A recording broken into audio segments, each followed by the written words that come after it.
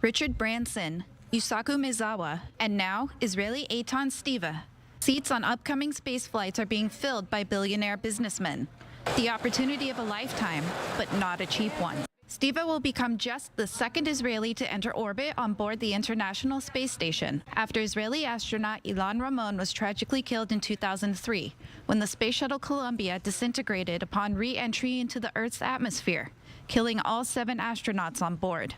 An Israeli pilot with a blue and white flag embroidered on his shoulder, who proved once again, as we've been proving for 72 years, that the sky is not the limit. Stibbe, a friend of Ramon and board member on the Ramon Foundation, will pay for the expenses of the trip out of his own pocket. While the exact cost of the mission has not been revealed, estimates based off of recent contracts place the ticket cost at over $50 million.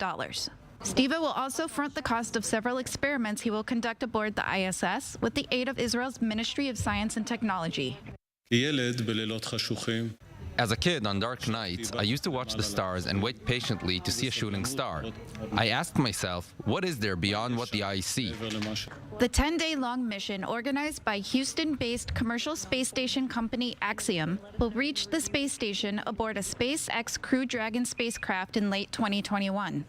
Space every day every day it becomes more and more managed, and space assets are developed by private sector, business sector.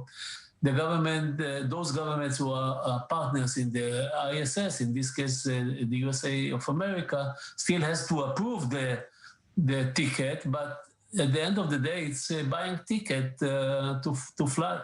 NASA retired its space shuttle program in 2011, forcing it to turn to Russia to transport astronauts and cargo payloads to the ISS. Until this year, when SpaceX successfully launched 2 manned flights, and this week completed NASA's first full-fledged mission ferrying a crew into orbit on a privately owned spacecraft. It's really amazing that this is marking the start of operational crew rotation missions to the International Space Station from the Florida coast.